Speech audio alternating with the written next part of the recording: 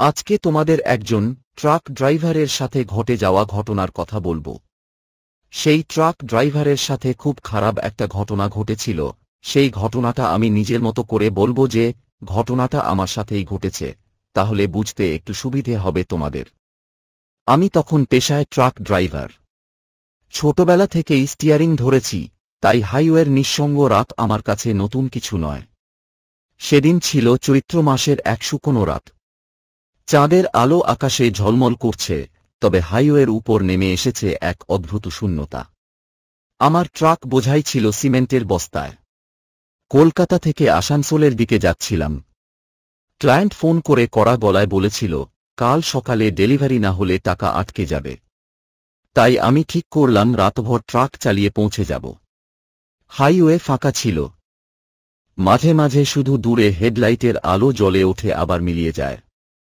রাস্তায় দাঁড়িয়ে থাকা চাস্টলগুলো একে একে নিভে গেছে। আমার ট্রাকের ইঞ্জিনের গর্জন আর টায়ারের ঘর্ষণ ছাড়া চারপাশে আর কিছু নেই। রাত যত বাড়ছিল, নিঃসঙ্গতা যেন গায়ে কাঁটা দিচ্ছিল। ম্যাপে দেখলাম সামনে একটা ছোট রাস্তা আছে যা ধরে গেলে প্রায় 20 কিলোমিটার পথ বাঁচবে। প্রথমে একটু দ্বিধা করেছিলাম, কিন্তু রাতের ভরসায় কে আর বাঁচাতে চায় 20 কিমি?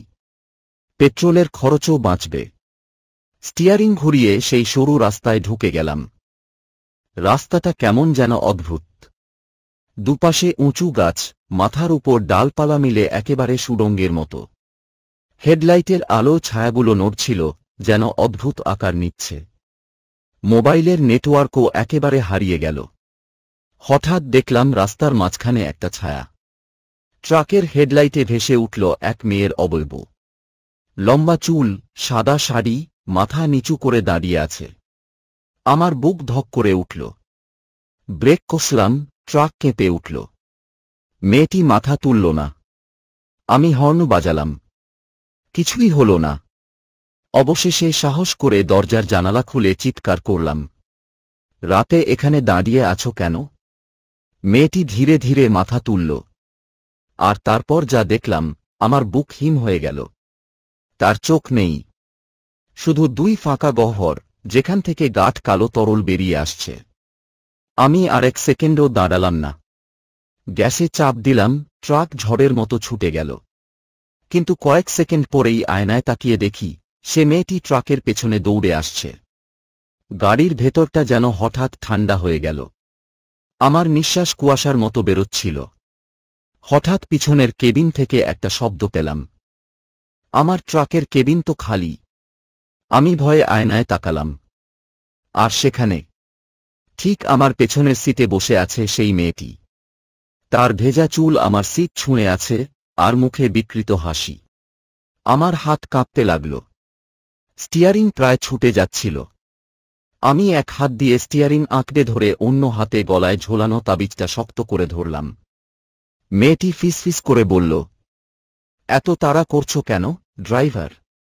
আমি তোমার সঙ্গে যেতে চাই। আমার শরীর জমে গেল। আমি হঠাৎ মাথা ঘুরিয়ে তাকালাম, পেছনে কেউ নেই। কেবিন আবার খালি। কিন্তু গাড়ির ভেতরে পোড়া মাংসের মতো গন্ধ ভেসে আসছিল। রাস্তাটা ক্রমে আরও ভয়ঙ্কর হয়ে উঠছিল। দুপাশে গাছগুলো এমনভাবে দাঁড়িয়ে যেন তারা আমাকে আটকাচ্ছে। হঠাৎ সামনে দেখা গেল একটা উল্টে থাকা বাস। বাসের গায়ে কালো দাগ, জানালাগুলো ভাঙা। মনে হল বহু বছর আগের কোনো দুর্ঘটনার ধ্বংসাবশেষ। আমি ট্রাক ধীরে চালিয়ে ওটার পাশ কাটাতে গেলাম। কিন্তু তখনই শুনতে পেলাম করুণ আর্তনাদ। কেউ যেন চিৎকার করছে, আমাদের বাঁচাও! আগুন! আগুন! আমি ট্রাক থামিয়ে দিলাম। কানে হাত চেপে ধরলাম। কিন্তু আওয়াজ ক্রমশ জোরে হতে লাগল। হঠাৎ দেখলাম বাসের ভাঙা জানালা থেকে অসংখ্য হাত বেরিয়ে আসছে। পোড়া হাত, কঙ্কালসার হাত, রক্তমাখা হাত। তারা যেন আমার ট্রাকের দিকে বাড়িয়ে দিচ্ছে। আমি ভয়ে পাগলের মতো গ্যাসে চাপ দিলাম। ট্রাক ছুটে গেল, কিন্তু মনে হল শতত চোখ অন্ধকার থেকে আমাকে ঘিরে তাকিয়ে আছে। কিছু দূর যাওয়ার পর হঠাৎ ট্রাক কেঁপে উঠল, যেন হঠাৎ অনেক ওজন পড়েছে। আমার ট্রাক খালি ছিল, শুধু সিমেন্টের বস্তা। তবু মনে হল পেছনে আরও কিছু বোঝা চাপানো হয়েছে। আমি আয়নায় তাকালাম, ট্রাকের পেছনে অসংখ্য অবয়ব বসে আছে। সাদা পোশাক, পোড়া চেহারা, চোখ জ্বলছে অগ্নিশিখার মতো। তারা সবাই একসাথে তাকিয়ে আছে আমার দিকে। আমার গলা শুকিয়ে কাঠ। আমি চিৎকার করেও শব্দ বের করতে পারছিলাম না। রাস্তাটা হঠাৎ করে শেষ হয়ে গেল এক ভাঙা সেতুর কাছে।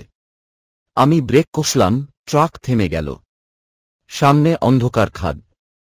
পেছনে তাকিয়ে দেখি পোড়া মুখওয়ালা সেই অসংখ্য মানুষ আমার ট্রাক ঘিরে ধরছে।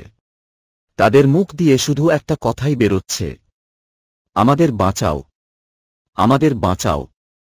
আমি চোখ বন্ধ করে চিৎকার করলাম, আমার কিছু করার নেই, আমাকে ছেড়ে দাও। হঠাৎ ট্রাকের ভেতরে প্রচণ্ড ধাক্কা লাগল। আমি অজ্ঞান হয়ে পড়ে গেলাম। চোখ খুললাম ভোরের আলোয়। আমার ট্রাক দাঁড়িয়ে আছে হাইওয়ের পাশে এক চায়ের দোকানে। দোকানদার বলল, রাতের মধ্যে এখানে এসে ঘুমিয়ে পড়েছিলে। দরজা খোলা ছিল। এত ক্লান্ত ছিলে যে ডাকলেও ওঠোনি।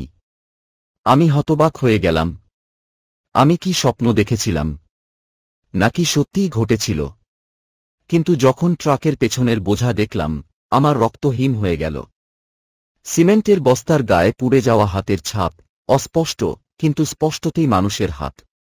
তারপর থেকে আজও আমি ট্রাক চালাই, কিন্তু আর কখনো শর্টকাট রাস্তায় যাই না। রাত হলেই এখনো মনে হয় কেবিনের পেছনে কেউ বসে আছে, নিঃশ্বাস ফেলছে ধীরে ধীরে। হয়তো তারা আমার সাথেই আছে প্রতিটি যাত্রায়।